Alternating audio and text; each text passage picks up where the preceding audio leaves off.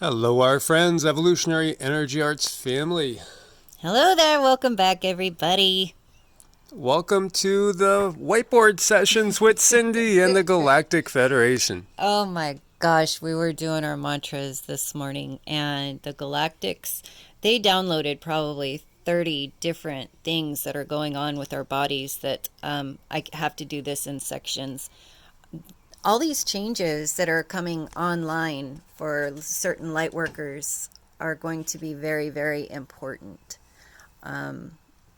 So this is the Galactic Federation, and they wanted us to talk about current energy changes. And one of the biggest ones that seems to be coming up is something I call mirroring. Other people might call it something else, but what I call mirroring is when you see yourself in other people.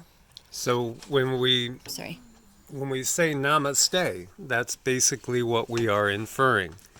Namaste is basically used as a greeting in which you are saying, source that is within me, God that is within me, the divine that's within me recognizes it within you.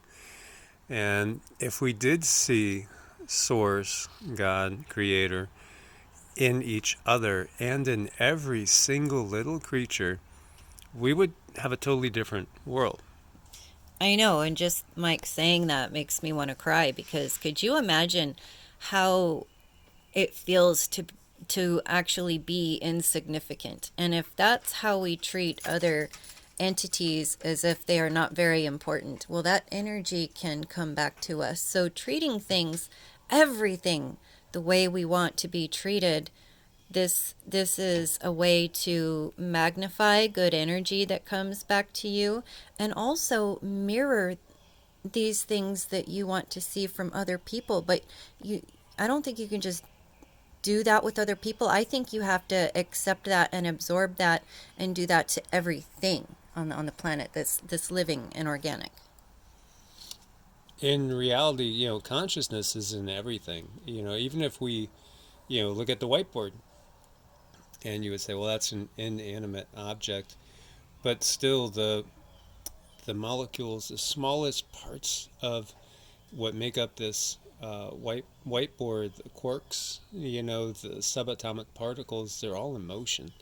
Everything is moving, everything is energy, ultimately everything is consciousness. And if we start to realize that, I think we would treat everything with a whole new degree of respect and maybe a little bit more gratitude Mm-hmm. as well, Mm-hmm. and just letting people, letting beings, letting animals, letting birds, everything be itself Mm. instead of having things conform to whatever it is, our wishes are. We do know we can create magic. Magic is, the art and act of making things conform to desire. And that is possible, but at the same time, we want to do it in such a way that it's a benefit for all and not just for ourselves. And obviously with the system that we have in place on this planet and others, it's a very self-serving system, Mm-hmm. and that's why we have all the chaos that we see. Right, and we have to break down this structure that we were brought up in and recreate it. And I just love when Mike talks about different entities just being, because I've mentioned before, we're not a human doing, we are a human being, and we should be here using our talents and our gifts that we have been given from Source Creator, just like birds fly. Butterflies are just simply beautiful, just like, puppies play. Those things are being, and they're in the highest state of happiness, I feel. Um, So I know a lot of people are probably noticing a lot of changes. I'm noticing changes. Abilities just keep increasing. I woke up and said to Cindy, I said, I had a dream that we extended the deck and we had a small pool in the yard and the puppies were chewing on electrical wires. And when she let the puppies out, and what does she see? The puppy, one of them, had grabbed an old drill that was garbage and was chewing on electrical wire. Right. It wasn't plugged in, Right. and it was garbage. It was left here, but still, that little symbiotic that happens all the time, Mm-hmm. all the time. I'll get a vision of something, and it might not be the exact same vision, but it's related to it very closely, and often it's happening right away. Right, and I see those things as confirmations that, okay, Source is giving you a little tap on the shoulder. You really should pay attention to this because this was a harmless situation where the drill was already broken and unusable. But, if we don't pay attention to that, I don't, if that's not, being prophetic and seeing things in the future, I don't know what is. So that was pretty amazing this morning. And then I think it was maybe 3 or 4 a.m. The puppies had to go out, so I opened the door and I saw a little white thing, and it was kind of like a white light, is what I saw it as, and it was right at the door, and it took off immediately. And I mentioned it to Cindy, and she could see it was a creature. It was a little It was about the size of a skunk, and it was just a little elemental creature. Has it's nothing really good, nothing really bad, but it is just being. Yeah, now this is what's happening is that many of us are probably, maybe we don't want to admit it, but we're seeing things that we can't explain. I was meditating on the porch the other night, and I opened my eyes briefly and got a glimpse of what I took to be Zeke's back walking by the deck. And it felt like it was Zeke, and I do think it was Zeke. I think I was just seeing him on fourth density. And I've always had these things going back to when I was 5 years old. When I was five, I can remember it was the weirdest thing, seeing a hand, and this was right when my brother had died. A hand waving to me in my brother's bedroom after he had died. And, maybe it was my brother or maybe it was some sort of spirit guides or something, but it freaked me out as a 5 year old. That was the first time I saw something of a different density. What was super curious is that my son, when he was the same age, came running to me one afternoon and said that he had seen a hand in his bedroom waving to him, and I had never told him the story about when I was his age seeing a hand, and I don't know if that was a guide or if it was my brother or what, but there's been so many times between myself and my kids, because my kids the same thing as me, Mm-hmm. and some of it is genetic to a degree, and then also just the spiritual lines, because we do tend to incarnate with the same soul family. Not always exactly, but it is something that happens a lot. Mm-hmm. Mm-hmm. Yes, all of these new things going on, and then um, we put down sensory processing changes, and what exactly does that mean? Um, This means your taste, touch, smell, hearing, and your sight is becoming enhanced. You as a being are simply becoming more. Your senses are so enhanced. Like you feel more, you taste more. All of these things are speaking to you at another level, and the changes in our DNA are triggering these stronger perception abilities that Mike is talking about. And what can this do? Why should we know about it? Because this can cause a lot of anxiety. When your senses, you get sensory overload, it's like your body doesn't know what to do. It cannot process things. So it just sort of goes in this state of a frozen state, and you just do nothing because you can't process anything. These are major changes, and this we're in a period now where it's rapid, and it literally is creating a new humanity. And at the exact same time, we have a counterfeit new humanity being created by the controllers, with all their alterations that they're trying to do to keep the natural upgrades from source from happening.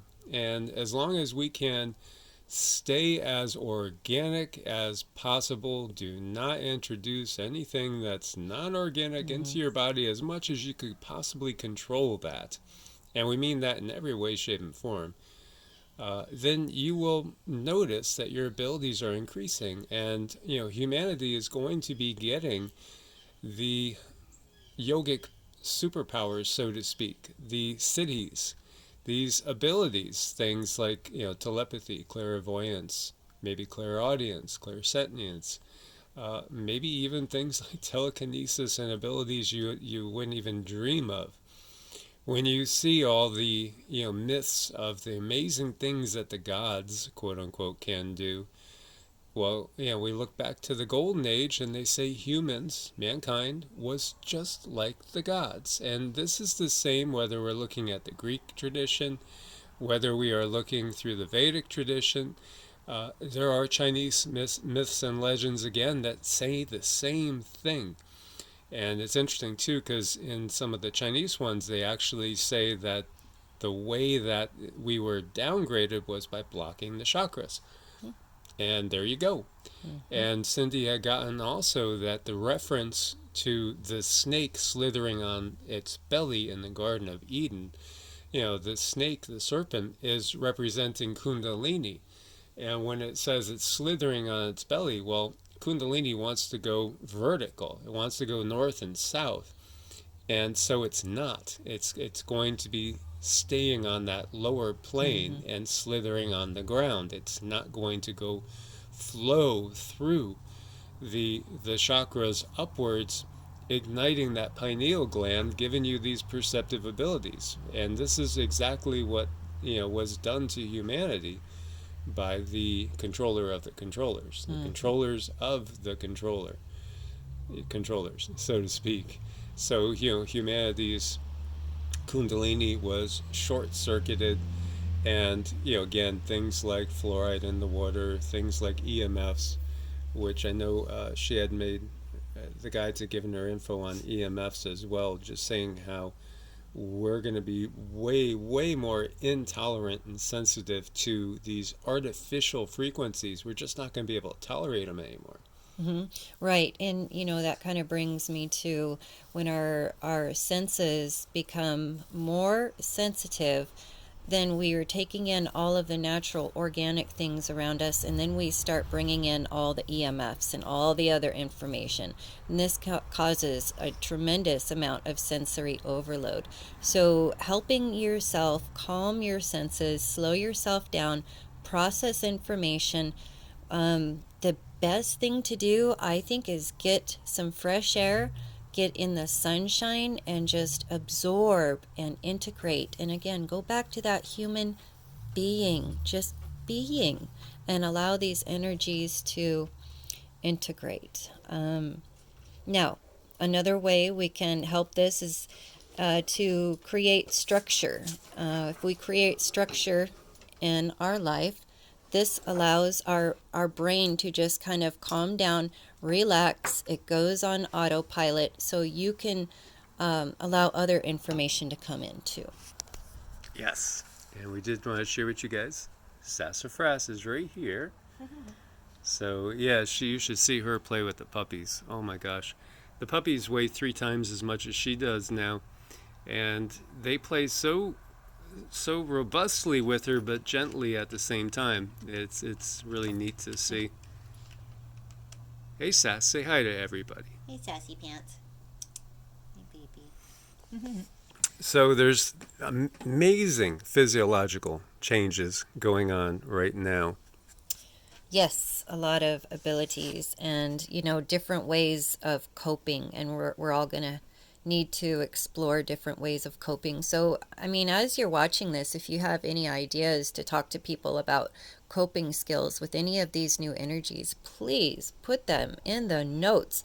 We got to share our information, and maybe sometimes our families don't care for it, but we as a family, we do, and we can help each other this way. Um, Let's see. Also, oh yeah. Speaking of pets, they were talking about pets also. There other abilities coming online, their perception abilities. So we need to not just be patient with one another, but be patient with our pets because they're going through something similar. Um, let's see. This was kind of a strange one. Iron absorption is becoming more difficult, and one thing we can do for that is nettle tea, but let's explain why we think that iron absorption is becoming more difficult. And what I think, and I'm not a doctor, but I believe since our structure is actually changing formats, it's Mhm. going to be difficult to bring that iron in. But we Yeah, still need it. I feel, we've all heard that we're going to be going to a crystalline based body. And so everything is changing again.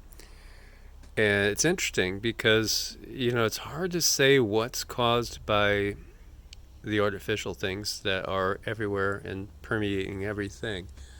Whether, it's what's sprayed, whether it's things that people have voluntarily, um, taken in through ouchies, Yeah. and then things like animals that shed their fur, energies that are being shed.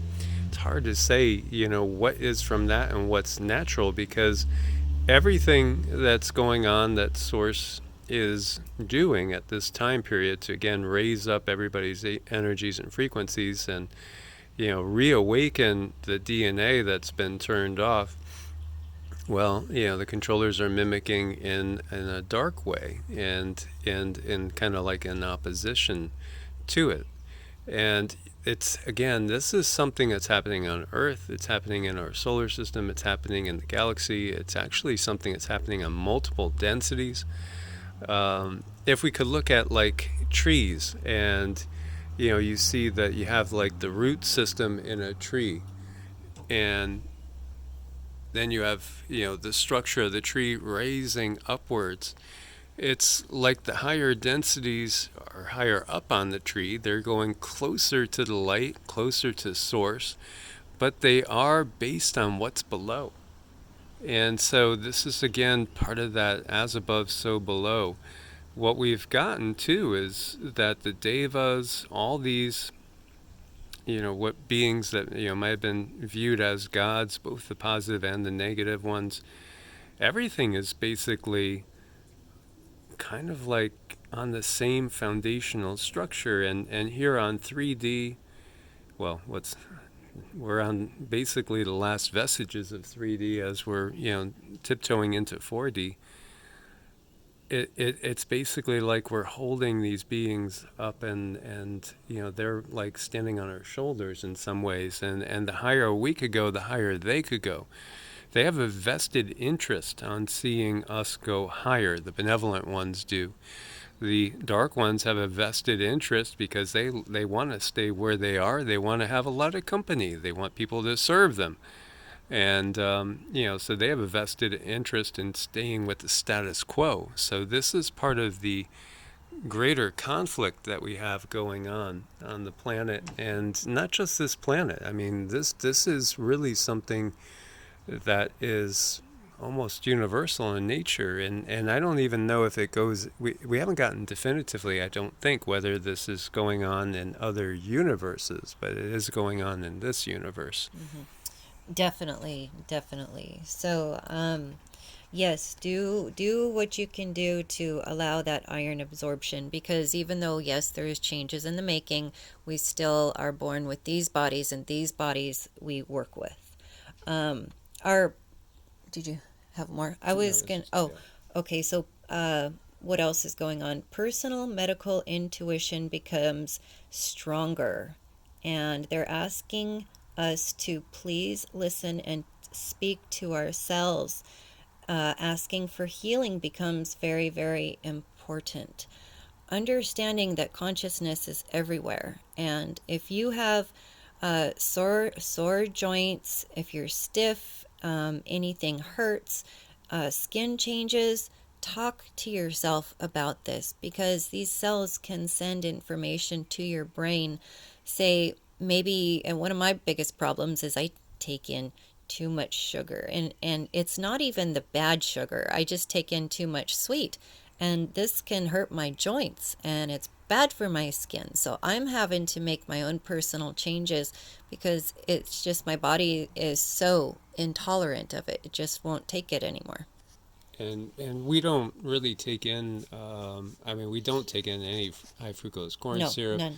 We don't really use organic or inorganic sugars per se, but even going into things like fructose, looking at the sugars in natural fruits and stuff.